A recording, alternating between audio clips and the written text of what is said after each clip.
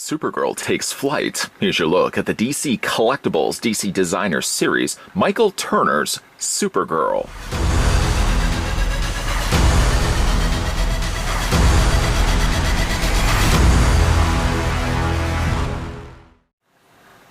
Based on the exceptional art of Michael Turner, this statue puts Supergirl in the spotlight and recreates the iconic cover to Superman Batman number 13. DC Designer Series are statues based on the art from the comics industry's top creators and recreate their vision in vivid 3D detail.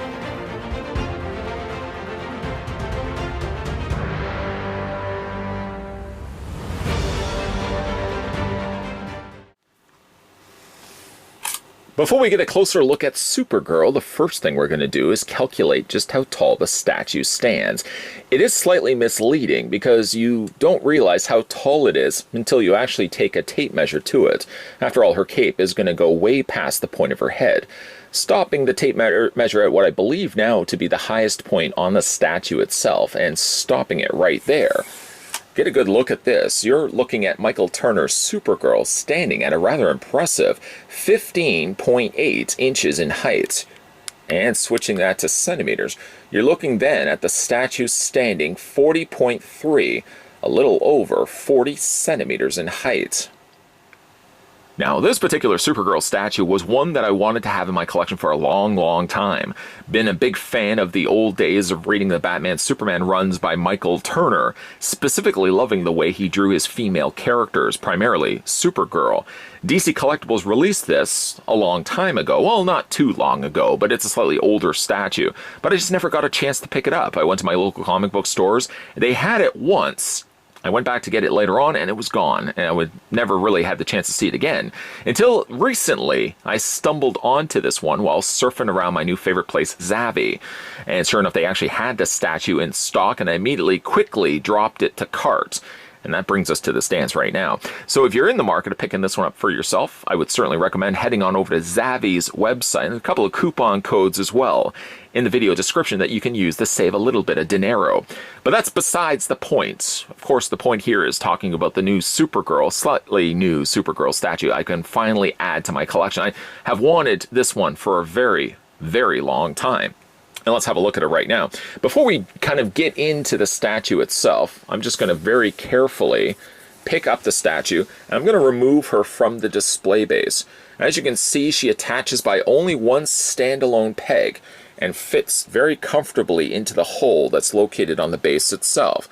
The base itself, as you can see, has a Superman logo, not specifically designated to Supergirl, but as you can hopefully see, it's got an outline there done in blue.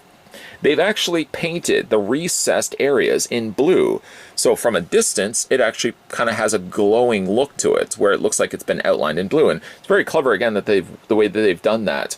Having it also a recessed logo, you get a real 3D effect. Effect that certainly can't be pulled off by simply just painting the logo in place. If you flip the statue around, the statue base around, on the back you see the out of limited release of 5,000 copies. 5,000 is a little bit more generous with the mass circulation around the globe, but still 5,000 can go up pretty quickly. Comic book stores, like I said, would have stocked this one. And unless you can go in and get them to reorder it, you may have to then check online to various online sites to pick this one up. This one happens to be, by the way, out of 5,000, this one is 715. And as you can see, there are few rubber feet. 4 to be exact, and not quite on the corners, as circles don't have corners. It's the next best thing. They're spread far enough that when you do put the statue base on any surface, moving it around is going to guarantee that there's no scratching that's going to occur. Suppose it would probably be more difficult to navigate around the details on the statue while she's still attached to the display base, which would be like right here. I'm completely omitting it from this part of the review, instead allowing myself to be able to freely move her around as she would be freely moving around the clouds in flight. Looking at the details for Supergirl, as you can see, very much captures the artist's style of artist Michael Turner. Michael Turner, I don't know much of what he's doing now, but back in the day I was following his artist style. The old Batman Superman runs. some of my favorite comics to be picking up around that time period. So you can really see a lot of the calling cards that Turner would be known for. Larger eyes on his female figures, very narrow chin areas specifically. And he was always really known for having like very pointed chins. And very much is that the case here with Supergirl as well. I think it's a stunning looking head sculpt, and I can definitely see why I wanted to pick this one up in the first place. I feel really very much that DC Collectibles, now DC Direct, of course, that you can see where some time has elapsed. They've now changed their name back to DC Direct. I kind of like DC Direct more than DC Collectibles, but you definitely can see how much and how well they've captured the styling of his artistry to the statue itself. Very bold black outlining around the eyes. I love this little touch. The reflection of light, which you normally do get in statues, but you tend to get it actually in the pupil and not actually in the iris. And you can see there's a slightly more lighter coloring of that blue. It's almost completely white.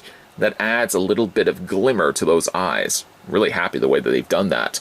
The eyes are not only the one thing that pops to the particular face here, but also the lips. As you can see, it's almost like a metallic pink that they've used, with a little bit of visible teeth there showing as well.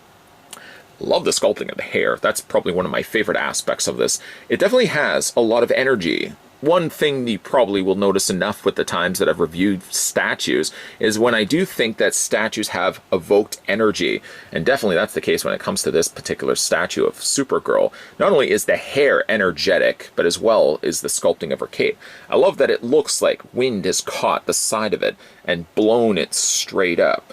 Definitely, I'm sure it goes without saying that there are things about it that would be problematic. You would hate to have this bang, as some of these individual strands of hair most definitely would break, like this one right here. I don't even want to touch it, really. But it definitely has some nice coloring done to it.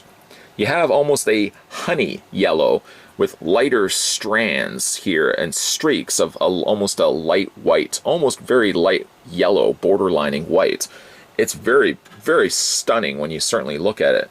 Now that's just, of course, her face. There's a lot more going on than that. Of course, you have the Supergirl emblem there, slightly more broader, where the outline is done thicker than the conventional Superman.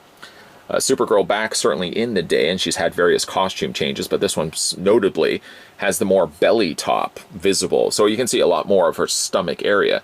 Now this is obviously one of the things that Turner was known also for doing too. Very over stylized, or at least in the sense that proportions weren't always the case.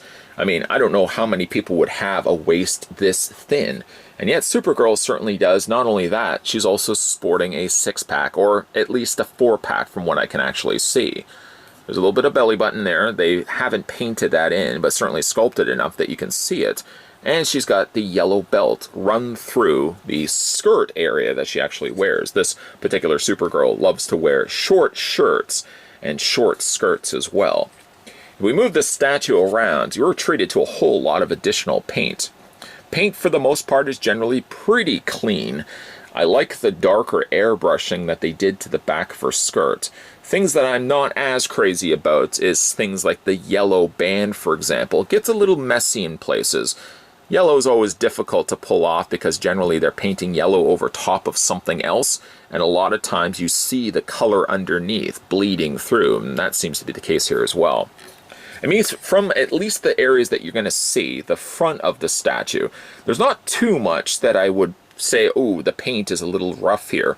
Like the cuffs of the sleeves, for example. Could there have been an additional, maybe one more passing of yellow? I feel possibly yes. But it's not too messy. Certainly not as bad as it was maybe there on the back of her costume here. Of course, moving a little bit further down, she's got her boots there as well. Very, very skinny legs. She does also wear underwear. She has the red trunks underneath that, so just in case anybody was curious, if they had painted everything, yes, they did paint everything. Let's talk about this cape, though. Two things certainly, well, three things technically, pose being one of them, and probably the more primary one. Sculpting of the hair and sculpting of the face, but then you get looking at the cape. The cape has just as much energy as the hair itself. As you can see, the wind has caught way of it. It almost seems like she's more levitating, not actually in flight. And then the wind has sort of caught it from the bottom and lifted not only the hair on the side, but also lifted the cape up as well. And you can see how Cape would have naturally been blowing in the wind, is captured perfectly here as well in the statue. Get some darker areas of the airbrushed dark red that's been added in there. And then again, you've got that yellow that's been banded around just the edged area of the cape. The yellow on the cape isn't terrible. I mean, I don't see too many paint issues necessarily. It actually seems like it's pretty clean for the most part.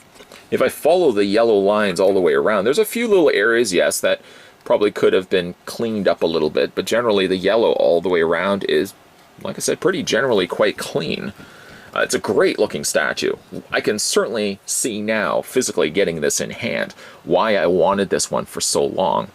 I already loved the designs of Michael Turner's work, specifically again when it came to Supergirl. DC Collectibles, now DC Direct, I think captured perfectly the work and artistry of Michael Turner, and somehow managed to put that into a statue that looks just as good as the illustrations that the statue is based from. Because Supergirl spent the majority of this review off her display stand, it certainly did leave off one talking point that I can certainly rectify here in final looks. One thing I do like about the statue is its pose. I already mentioned that already. I like that it looks like she's floating in the sky, sort of levitating. She's not actually going anywhere. It's almost like she's just stopping for a second and surveying around herself. But one thing that's neat is that DC Collectibles painted the post that her foot attaches to the base in the same black color. This means that when you look at it from a distance, it gives you the illusion that she does actually look like she's hovering above her base. And it's those little bits of detail that I appreciate that DC Collectibles thought of, and simply just didn't use a silver post, because that would have certainly broken the illusion of having her flying. This one has a lot of cool things going for it. I could be, of course, biased to the fact that I already like Michael Turner's work and I like Supergirl, but I do think there's a lot of good things working in this one's favor. It's got a beautiful head sculpt, it's got great paint, and it's got a whole lot of energy. Something that I've mentioned a lot in these reviews when it comes to statues. The ones that I gravitate the most towards are things that have evoked energy. When you look at it, she's not just standing there. It's a pretty enough looking Supergirl, but would she have looked just as good standing there in a museum pose? I would feel no. By having her in a flight pose, every time you're walking past this statue, you're going to be stopping for a second and sort of admiring how cool the statue actually looks. This one I was planned to pick up at my local comic book store. I had seen it one week, I had gone back the following week, and it was gone. Poof of smoke. Well, without a poof of smoke. I'm sure I probably could have asked if they could have ordered another one in, and it just skipped my mind completely. And then I was on one of my now new favorite places to shop, Zavvi. A good go-to place, by the way, if you're in the market of picking up figures, statues, t-shirts, and more. And sure enough, they had this one. It reminded me how much I wanted to add this one into my collection the first go-around, and I was quick to add this one to my cart. I have to say, sometimes, when it comes to these statues, you don't really see and marvel at how cool they actually look until you physically see them in hand. A lot of times what you're only seeing is a two-dimensional image until you actually see it in its full 3D splendor, especially having it rotating here on a turntable, is really where, again, you appreciate how much work gets put into producing these statues. So like I said, I did pick this one up over on Zavvi's website. I can provide the link down below if you're in the market of maybe not have it, never got a chance to pick up this one and add it to your collection either. Like I said, you can go on over to Zavvi's website and pick this one up today. A couple of coupon codes can also work in your favor as well. Some coupon codes for picking up anything off of Zavvi's website. Or if you're in the market of things like t-shirts, you can save things like 25% off t-shirts or 15% off your total purchase. I'll provide the links down below in the video description. You can head on over to Zavvi's website and save yourself a little bit of dinero along the way. If you manage to pick up the designer series Supergirl by Michael Turner, let me know down below in the comment section what you guys think of it, or based on this review, what do you guys think? Would you pick this one up for yourself? If you're also new to the channel and liking the content you're seeing, consider the idea of hitting the subscribe button down below, consider the idea of turning the bell notification on, and consider the idea of coming back to this channel Monday to Friday, 12 p.m. and 2 p.m. Eastern Standard Time. That's when you'll see new videos popping up, and you'll be able to watch them. We're going to be having a look at a whole bunch of designer series. Actually, we're going to be looking at a whole bunch of DC Collectible and DC Direct statues in the next coming reviews. So keep your peepers peeled for those. Thanks for watching, guys, and I'll see you next time.